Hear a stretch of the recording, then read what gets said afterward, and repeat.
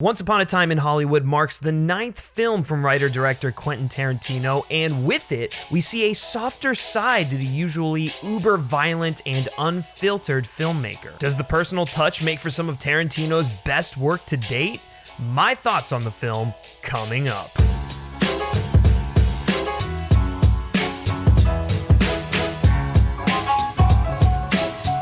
What is up, everyone, and welcome to Men vs. Movies. I'm Griffin. As always, if this is your first time checking out one of our videos, consider hitting that subscribe button where we take on the best and worst of cinema on a weekly basis. Once Upon a Time in Hollywood is written and directed by Quentin Tarantino, and it stars Leonardo Dicaprio, Brad Pitt, and Margot Robbie, among a slew of Tarantino regulars, and Al Pacino. Set in 1969 Los Angeles, the film follows fading TV star Rick Dalton and his stunt double Cliff Booth as they search for fame, success, and all sorts of glory in the film industry during the final years of Hollywood's golden age. Tarantino has referred to Once Upon a Time as somewhat of a memory piece based off of his time growing up as a child in Los Angeles, driving through the streets in a convertible with the sun beaming down and the radio cranked all the way up. And throughout the course of this film, Tarantino wisely uses this rocking soundtrack to guide us through the events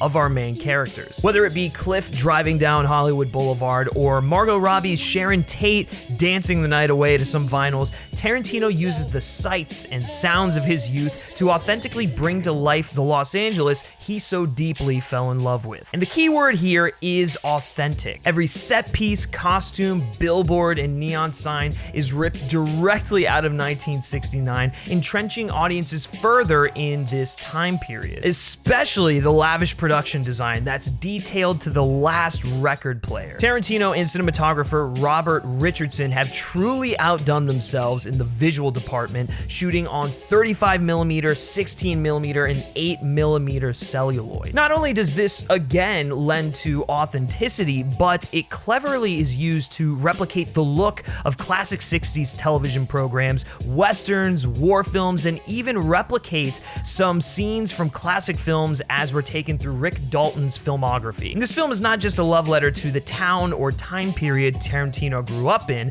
it's a love letter to filmmaking and the idealistic version of the film business he holds so dear to himself. Setting Once Upon a Time up against a pivotal shift in the industry allowed Tarantino to comment on the shift towards streaming services we're experiencing in the industry today, and as a result, I found Tarantino placed much of himself into the character of Rick Dalton. Dalton's career is slowly starting to fade as he's stuck in the past and not making the transition into this new era of Hollywood. He wallows in his own self-pity for missing out on the television to film transition many of the big stars went through during that time period, and as a result, Dalton's insecurities and fear of being left behind come to a breaking point, and this in turn becomes the focal point of his character arc. I can only imagine that Tarantino wrote this character with his own insecurities of an industry on the brink of another shift in mind. Will originality and the theatrical experience be preserved and all that stuff? This is very much Tarantino's view of an industry he himself doesn't necessarily recognize anymore. This character is brought to life expertly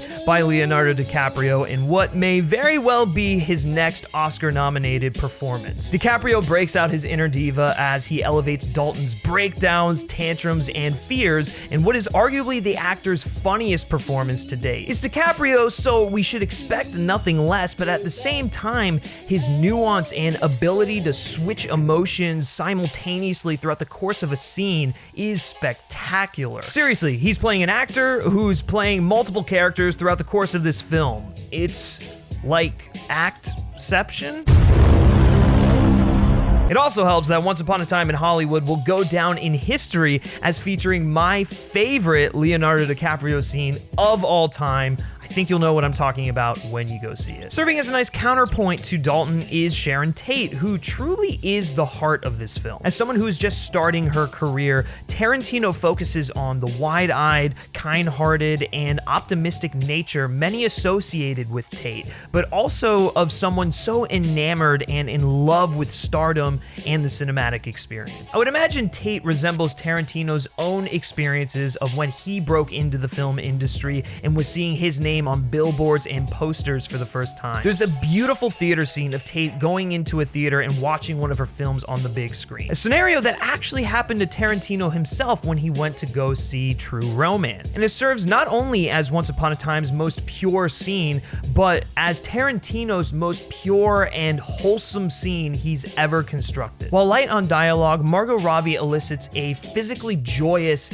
and innocent performance that perfectly encapsulates the essence of Sharon Tate. And then somewhere in the middle, we find Brad Pitt's Cliff Booth, who goes on the wackiest adventure out of the three main leads. Booth can be looked at as Tarantino's rational thought process, as he's undergoing the same crisis as Dalton, but he's unafraid of adapting to modern times. The bond between Booth and Dalton is so natural and sincere, and it quickly becomes apparent how much each of them rely on the other. Booth is a huge highlight as Brad Pitt delivers probably his best work to date, especially in an utterly zany and endlessly entertaining third act. Before we give you my final verdict on Once Upon a Time in Hollywood, guys, why don't you take a second here and like this video, share it with your friends, and subscribe to this channel for more movie reviews and movie-related content on a weekly basis. While incredibly tame for Tarantino standards, pretty self-indulgent and featuring some of Tarantino's best and worst sensibilities as a director,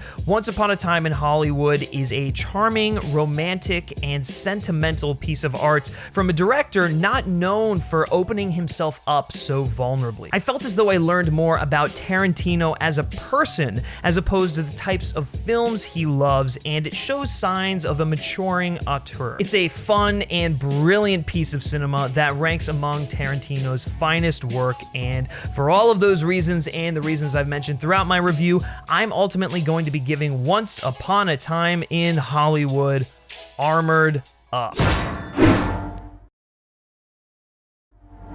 And now I want to hear from you all. I want to know what your favorite Tarantino film is down in the comments section below. And if you've seen Once Upon a Time in Hollywood, be sure to let me know your thoughts and opinions on that down there as well. You can also like Men vs. Movies on Facebook, follow us on Twitter simply by searching Men vs. Movies. And lastly, if you like me specifically and you like what I have to say, you can give me a follow on Twitter at Griff Schiller. All right, that's going to do it for this review, guys. And until next time, take care.